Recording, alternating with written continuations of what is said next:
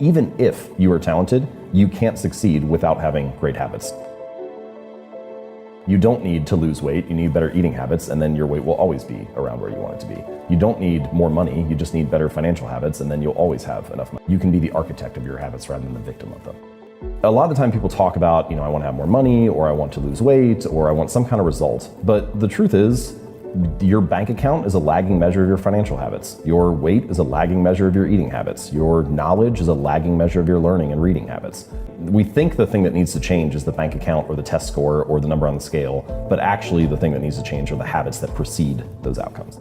Every action you take is kind of like a vote for the type of person you want to become. And if you can master the right actions, if you can master the right habits, then you can start to cast votes for this new identity, this desired person that you want to be.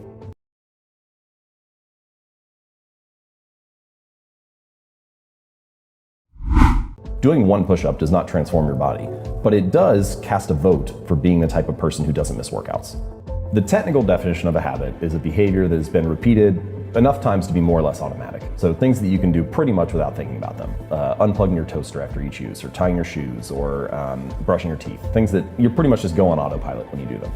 Now, why does the brain build them? What role does it play? Well, as you go through life, you need energy to survive. And this is true not just for humans, but for all organisms need some kind of energy to survive.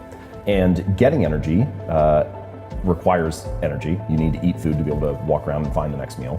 Using energy is expensive because the more energy you use, the less you have available for the other things that life throws at you.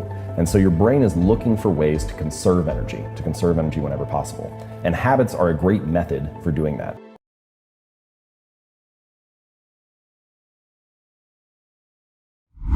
So you don't actually do something for the reward, you do it for the image that the reward creates in your mind. If you go to Amazon and you buy Atomic Habits or you buy some book or whatever, you aren't actually buying the book. You can't because you don't have it yet.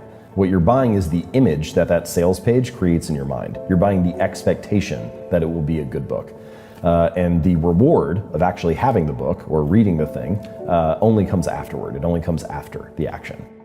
I believe this is true for pretty much all human behaviors and actions. It is actually the anticipation that it will be good that gets you to lift it up. The reason that I take a drink of this tea is not because I like the tea. I haven't drank it yet. It's because I anticipate that having a sip will taste good.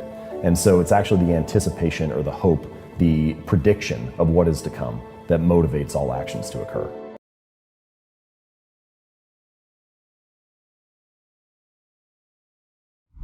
The first idea is you want to make the cues of your good habits obvious, available, visible, easy to see. The easier it is that they catch your attention, the more likely you'll fall into the habit. One of the places I like to suggest starting is with what I call environment design. So basically, the things that are on your desk at home, your kitchen counter, your office at work, they influence your behaviors. And if you can restructure your physical environment or your digital environment, then you're more likely to actually stick with the right habit. As an example, a lot of people feel like they watch too much television. So walk into pretty much any living room, where do all the couches and chairs face? They all face the TV. It's like, what is this room designed to get you to do? And now I'm not saying you have to restructure your entire house, but there are a range of choices you could make, right? You could take the chair and turn it away from the television and have it face a coffee table with a book on it. Or you could put the TV inside a wall unit or a cabinet, something behind doors, so you're less likely to see it. But you can also use it to promote good habits. So, for example, I used to buy apples and I would put them in the crisper at the bottom of the fridge and I wouldn't see them because they were tucked down there. And so then 2 weeks later, they would go bad and I get annoyed because I'm throwing food out and throwing money away. And so I bought a big display bowl and I put it right in the middle of the counter and put the apples in there, and now they're gone in like 3 days just because it's obvious.